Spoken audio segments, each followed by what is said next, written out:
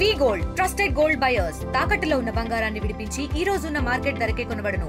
మరిన్ని వివరాలకు సంప్రదించండి 77107720. రాష్ట్రంలో కూటమి ప్రభుత్వం ఏర్పాటయ్యి 15 నెలలు పూర్తయింది. ఇదే క్రమంలో ఒకవైపు అసెంబ్లీ సమావేశాలు జరుగుతున్నాయి. అదేవిధంగా రాష్ట్రంలో శరవేగంగా అభివృద్ధి కార్యక్రమాలు కూడా అదేవిధంగా జరుగుతూ ఉన్నాయి. ఇదే క్రమంలో మనతో పాటు మాట్లాడడానికి పలు అంశాలపైన మనతో పాటు మాట్లాడడానికి నెల్లిమర్ల నియోజకవర్గ ఎమ్మెల్యే లోకం నాగమాధవి గారు మనతో పాటు ఉన్నారు. మేడం గారు చెప్పండి, ముఖ్యంగా చూసుకుంటే ఎలా అనిపిస్తున్నాయి, ఏంటి 15 నెలల కాలంలో ఎటువంటి అభివృద్ధి కార్యకలాపాలు ముందుకు వెళ్ళారు? ఎందుకు సూపర్ హిట్, అది సూపర్ 6 సూపర్ హిట్ కార్యక్రమం కూడా చేశారు. చాలా గొప్పగా దానికి సంబంధించిన ప్రజాదరణ కూడా పొందారు. ఎలా అనిపిస్తుంది ఇదంతా? అందరికీ నమస్కారం. ఖచ్చితంగా ఎన్డీఏ కూటమి ప్రభుత్వం అటు కేంద్రంలోనైనా ఇటు రాష్ట్రంలోనైనా నరేంద్ర మోడీ గారి డైరెక్షన్లో as well as Chandrababu Naidu గారు, పవన్ కళ్యాణ్ గారి డైరెక్షన్లో సంక్షేమం అభివృద్ధి అనేది సమపాళ్లలో ఉండాలి. ఏది ఎక్కువైనా ఏది తక్కువైనా కూడా ఈరోజు మనం పేద ప్రజలకు, ముఖ్యంగా పేద బడుగు బలహీన వర్గాలకి మనం అండగా నిలుచుంటేటట్టుగా ఖచ్చితంగా మనం ఏ ప్రణాళికనైనా ముందుకు తీసుకుని వెళ్ళాలి అన్నది ప్రధానోద్దేశంగా ఈరోజు ముందుకు జరగడం జరుగుతున్నది. ఈ 15 నెలల్లో మనం ఖచ్చితంగా ప్రజలకి సంక్షేమం అనేది ఎలా అందించాలి, మనం మేనిఫెస్టోలో పెట్టుకున్న దాన్ని ఆచరణలోకి ఎలా తీసుకురావాలి. ఎందుకంటే గత వైసీపీ ప్రభుత్వం మనకు అప్పులే మిగిల్చి వెళ్ళిపోయింది. ఏ ఆలోచన లేకుండా ట్రెజరీని ఎవరైనా దరిద్రంగా వాడారు అంటే ఖచ్చితంగా అది జగన్మోహన్ రెడ్డి నేతృత్వంలో ఉన్న వైసీపీ ప్రభుత్వం అని ఎవరైనా చిన్న పిల్లలైనా చెప్తారు. కాబట్టి మనం ఇన్కమ్ వచ్చేటట్టు చూసుకోవాలి. అలాగే మనం ప్రజలకు కూడా ఇంకా సంక్షేమాన్ని ఎక్కువగా అందించేటట్టుగా మనకు అప్పుడు అవకాశం ఉంటుంది. దాని మీద దృష్టి పెట్టుకొని ఈరోజు చంద్రబాబు నాయుడు గారు కానీ, పవన్ కళ్యాణ్ గారు కానీ ఖచ్చితంగా ముందుకు అడుగులు వేయడం జరుగుతున్నది.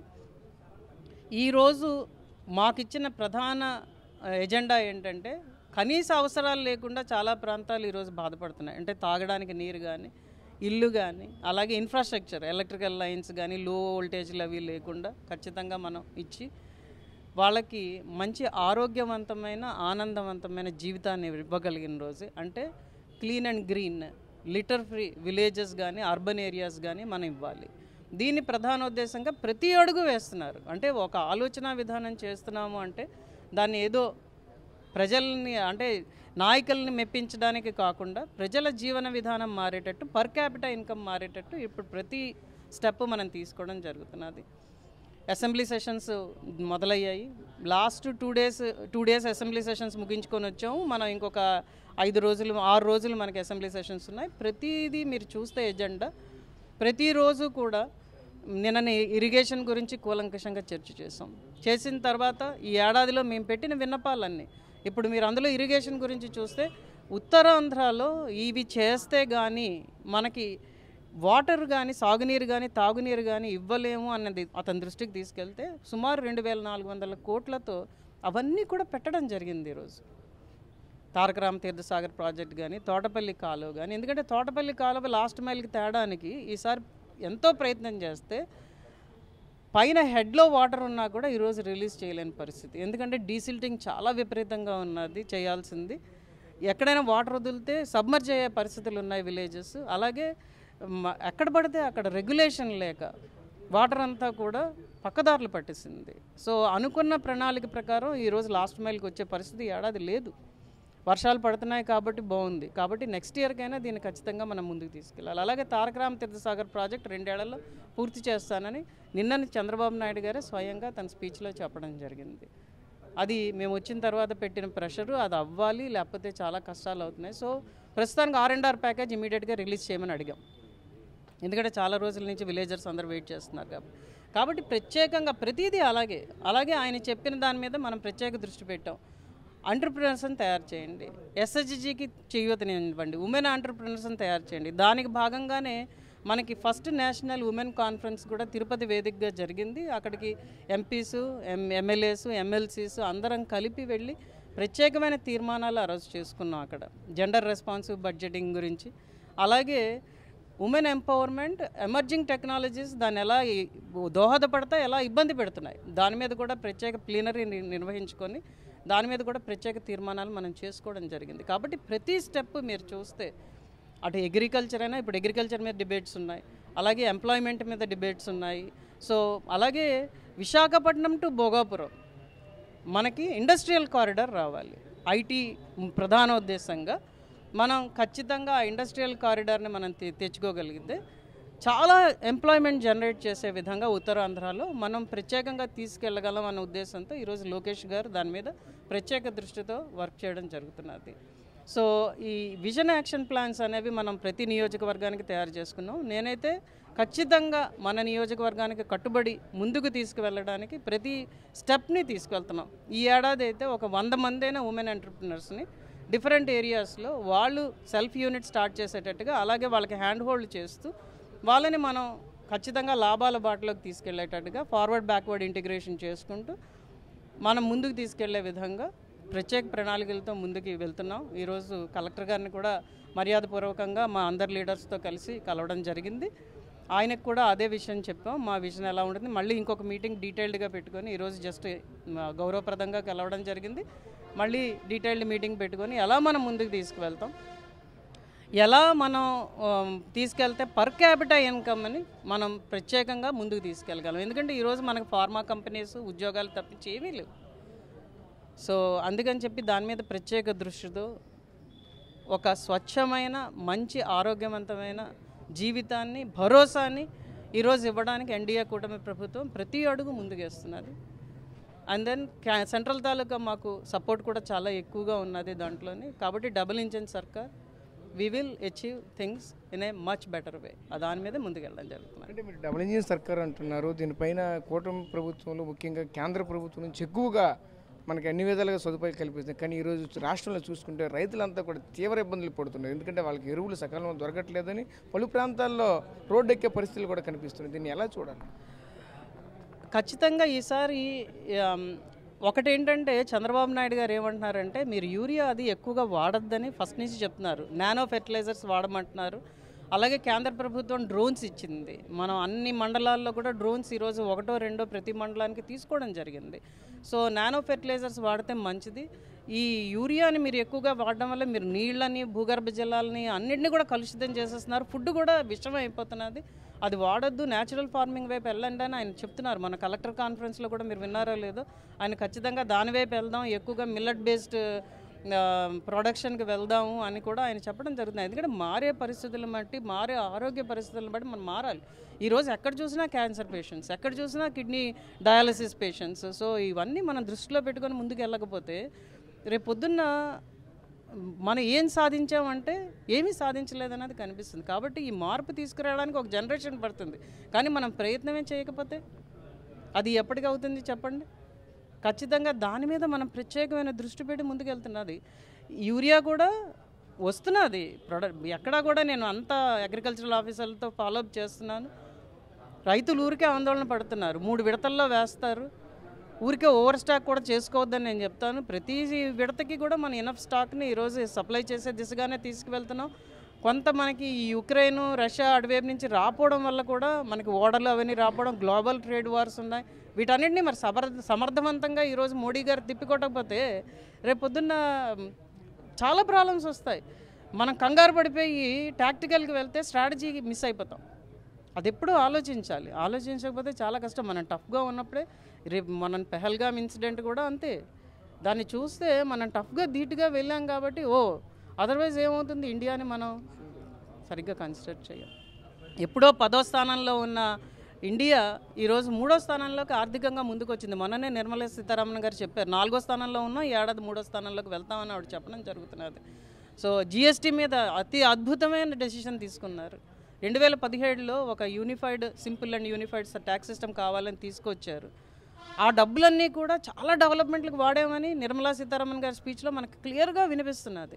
రోడ్లకైతేనేంటి, మన ఈ డిఫరెంట్ ఏరియాస్లో మన వందే భారత్ ట్రైన్స్ అయితేనేంటి చాలా మటుకు వాడామని చెప్తున్నారు. అంటే మార్పు తీసుకురావడానికి ప్రతి స్టెప్ ఈరోజు మోడీ గారు ఒక ఐకానిక్ సింబల్గా మనకి ఇండియాకి ఈరోజు ఉన్నారు. ఆయన ఖచ్చితంగా ఆయన డైరెక్షన్లో మనం అన్నీ కూడా మనం ముందుకు తీసుకువెళ్ళడం జరుగుతున్నది. కాబట్టి ఇదేంటంటే ఇద్దరు కూడా డబుల్ ఇంజన్ సర్కార్ అని అందుకే నేను అన్నాను. There is a clear collaboration between the state and central governments and there is no doubt about it. దాని ప్రకారమే మనం ఈరోజు ముందుకు జరగడం జరుగుతున్నది. ఇప్పుడు జిఎస్టీని సవరణలు చేసి పేదవాడికి ముఖ్యంగా పేద మధ్యతరగతి కుటుంబాలకి బాగా లాభం పొందేటట్టుగా 0% GSTని తీసుకొచ్చారు చాలా ఐటమ్స్ మీద. ఆ తర్వాత స్లాబ్స్ కూడా 2 పెట్టుకున్నారు, 5 and 18.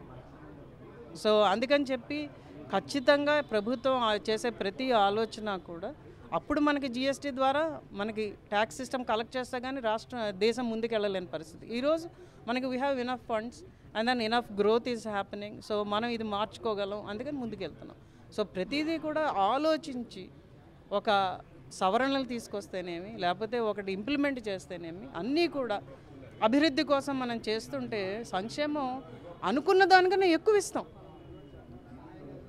సూపర్ 6 ఏంటి, ఇంకా ఎక్కువే సూపర్ 12 ఇస్తాం, రైట్? మనం అనుకున్నది ఎప్పుడైనా మనం ఆ దిశగానే ఆలోచించాలి. కుల మతాలు వర్గాలు భేదాలు లేకుండా మనం ముందుకు వెళ్ళాలి అన్నది ప్రతి ఒక్కరి ఆలోచన. ఇటు మోడీ గారు, పవన్ కళ్యాణ్ గారు, చంద్రబాబు నాయుడు గారు ముగ్గురు కూడా బ్రహ్మ విష్ణు మహేశ్వరులాగా ఆలోచించి త్రిమూర్తుల్లాగా ఈరోజు దేశాన్ని రాష్ట్రాన్ని ముందుకు తీసుకెళ్ళడంలో ఎటువంటి అతిశయోక్తి లేదు. అంటే మీరు ఈ విధంగా చెప్తున్నారు. ఇది చూసుకుంటే నిన్నే ఏదైతే వైసీపీ నేతలంతా కూడా ఏదైతే జిల్లాలో ఉన్నటువంటి మెడికల్ కళాశాలకు వెళ్ళి ర్యాలీ చేసినటువంటి పరిస్థితి కనిపించింది, ధర్నాలు కూడా కొంచెం చేసినటువంటి పరిస్థితి కనిపిస్తుంది. వాళ్ళు కూడా చెప్తున్నారు ఎన్నడూ లేని విధంగా రాష్ట్రంలో 17 మెడికల్ కాలేజు జగన్మోహన్ రెడ్డి ఆధ్వర్యంలో తీసుకొని వస్తే వీటన్నింటినీ కూడా ప్రైవేట్ పరం చేసి వాళ్ళకి కావాల్సిన వాళ్ళకి కాంట్రాక్టులకు అప్పచెప్పే ప్రయత్నం చేస్తున్నారంటూ విమర్శిస్తుంది. దీన్ని ఎలా చూడాలి? నిన్న మీరు విన్నారో లేదో అసెంబ్లీ సాక్షిగా చంద్రబాబు నాయుడు గారు దాని గురించి మాట్లాడారు. ఒక మెడికల్ కాలేజీ మనం తీసుకొచ్చాము అంటే దాన్ని కంప్లీట్ సదుపాయాలతో అక్కడ మనం విద్యార్థులకు విద్యనిచ్చే దిశగా, ఆ తర్వాత గవర్నమెంట్ మీద భారం పడకుండా, ఎందుకంటే ఈరోజు గవర్నమెంట్ మీద భారం చాలా ఎక్కువగా ఉంది కాబట్టి ఇదే టెంపరీ డెసిషన్. PPP మోడల్లో మనం దాన్ని గవర్నమెంట్ మెడికల్ కాలేజెస్ని ముందుకు తీసుకెళ్దాం.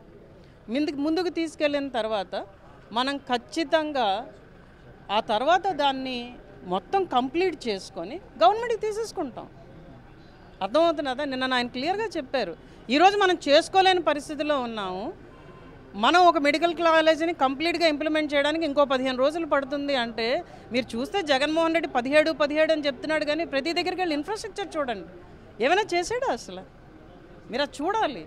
మనం ఆ ఇన్ఫ్రాస్ట్రక్చర్ కుదుర్చుకుంటూ చాలా జాగ్రత్తగా దాన్ని కంప్లీట్ స్కేల్లో తీసుకెళ్లాలంటే చాలా ఏళ్ళు పట్టేస్తుంది. దీన్ని అంతటినీ మనం దృష్టిలో పెట్టుకొని ఖచ్చితంగా ఈరోజు మనం PPP మోడల్లో దీన్ని ముందుకు తీసుకెళ్దాం, కంప్లీట్గా డెవలప్ చేద్దాం. Then government will take over. Government నుంచి కంప్లీట్గా తీసేస్తానని అనట్లేదు కదా, రైట్? సో దాన్ని అర్థం చేసుకునే మినిమం కామన్ సెన్స్ లేకుండా ఈరోజు రోడ్లు ఎక్కితే చాలా కష్టం. వాళ్ళు రోడ్లు ఎక్కుతారు ఎందుకంటే they are not able to digest what we are trying to do today. ఖచ్చితంగా అమ్మో వైసీపీ మనుగడ లేకుండా పోతుంది, తెలుగుదేశం జనసేన బీజేపీ కలిపి ఈరోజు ఖచ్చితంగా దేశాన్ని రాష్ట్రాన్ని వికసిత భారత్ స్వర్ణాంధ్రప్రదేశ్ లక్ష్యంగా వీళ్ళు ముందుకెళ్తున్నారు అన్న భయం వాళ్ళల్లో ఉన్నది. కాబట్టి ఇలాంటి పనికిమాలిన పనులన్నీ కాకపోతే ప్రతిదీ కూడా చాలా జాగ్రత్తగా క్లియర్ చేసుకుంటూ అప్పుల్ని క్లియర్ చేసుకుంటూ ఈరోజు ప్రతిదీ ఏదైనా కూడా టిట్కో హౌసింగ్ తీసుకోండి, ఖచ్చితంగా మనం చెప్తున్నాం, అసెంబ్లీ సాక్షిగానే చెప్తున్నాం, అవన్నీ కంప్లీట్ చేస్తాం. పాత బకాయిలన్నీ తీర్చుకొని వెళ్తున్నాం ఈరోజు. అటు అగ్రికల్చర్లో కానీ ఇరిగేషన్లో కానీ ఇటు టిట్కో హౌసింగ్లో కానీ మామూలు రూరల్ అండ్ అర్బన్ హౌసింగ్లో కానీ ప్రతిదీ కూడా ఈరోజు మనకి చాలా ఇబ్బందుల్లో మనం గవర్నమెంట్ని తీసుకున్నాం. కాబట్టి దాన్ని మనం ప్రత్యేక దృష్టిని పెట్టుకొని ఎలాగ మనం ఉన్న ఫండ్స్ని అరేంజ్ చేసుకుంటూ సంక్షేమాన్ని అభివృద్ధిని సమపాళ్లలో మనం ప్రజల్లోకి తీసుకువెళ్ళాలి అన్న ప్రధాన ఉద్దేశంగా ఈరోజు ప్రతి డెసిషన్ తీసుకుంటున్నాం. దాన్ని ప్రజల్లోకి తీసుకెళ్లాల్సిన ఆ కార్యాచరణ మా అందరి మీద ఉన్నది. ఎందుకంటే ఈరోజు వైసీపీ వాళ్ళు వచ్చి దాన్ని తప్పుదోవ పట్టించే దిశగా ముందుకు తీసుకెళ్తున్నారు. ఈ 15 వాళ్ళు చేసిన 5 ఏళ్ల విధ్వంసం చూడండి, ఈ 15 నెలల్లో కూటమి ప్రభుత్వం చేసిన అభివృద్ధిని చూడండి, సంక్షేమాన్ని చూడండి, ఖచ్చితంగా ప్రజలే దాన్ని అర్థం చేసుకుంటారు. Okay madam, thank you. So చూసాం కదా, ముఖ్యంగా ఒకటే చెప్పుకోవాల్సిన పరిస్థితి కనిపిస్తుంది. ఏదైతే రాష్ట్రంలో జరుగుతున్నటువంటి అభివృద్ధిని అయితే వైసీపీ నేతలు అయితే చూడలేక అయితే ఈ విధంగా దుమారం రేపుతున్నారంటూ కూడా చెప్పుకోవాల్సిన పరిస్థితి కనిపిస్తుంది. అలాగే అసెంబ్లీ సెక్షన్కి సంబంధించినటువంటి పలు అంశాలను కూడా ప్రతిరోజు కూడా ఒక క్రమ పద్ధతిలో కూడా వెళ్తున్నటువంటి పరిస్థితి కనిపిస్తుంది అంటూ కూడా చెప్తున్నారు. ఇదే క్రమంలోనే ఈరోజు ఉన్నటువంటి ఏదైతే వికసిత భారత్ దిశగా అయితే మాత్రం రాష్ట్ర ప్రభుత్వం, కేంద్ర ప్రభుత్వం డబుల్ ఇంజిన్ సర్కార్గా ముందుకెళ్తున్న పరిస్థితి కనిపిస్తున్నాయి. ఇదే క్రమంలోనే ఎన్నో అభివృద్ధి కార్యక్రమాలు పెద్ద జరుగుతున్నాయి. ఇదే క్రమంలో ఒకవైపు P4లో ఏదైతే దీనికి సంబంధించిన మెడికల్ కళాశాలలు అయితే తాత్కాలికంగానే చేరుస్తున్నామంటూ కూడా మరొకటి చెప్పుకొస్తున్న పరిస్థితి కనిపిస్తుంది. కెమెరా పర్సన్ నాయుడుతో రాజేష్, RTV, విజయనగరం నుంచి. తెలుగులో న్యూస్ కి ఫాస్టెస్ట్ యాప్ ఇప్పుడు టోటలీ న్యూ అవతార్లో జస్ట్ 5 seconds లో కంప్లీట్ న్యూస్. సోషల్ మీడియాలో ట్రెండ్స్ కి one stop solution. Live TV app voice search option తో ఇప్పుడే డౌన్లోడ్ చేయండి లేదా అప్డేట్ అయిపోండి. యాప్ లింక్ డిస్క్రిప్షన్ లో ఉంది.